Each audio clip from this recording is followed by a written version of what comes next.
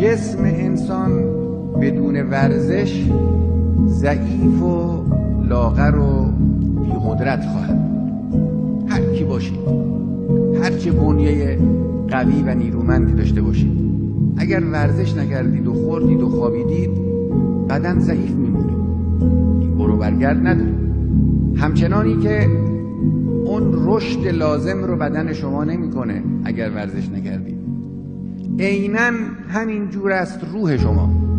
بدون ورزش، بدون تمرین، بدون ریاضت ممکن نیست شما قوی بشید.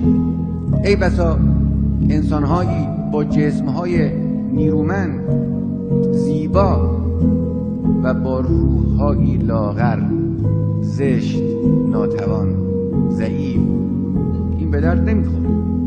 تمام عبادات برای این است که ما ورزش کنیم، تربیت بشیم، پیش بریم.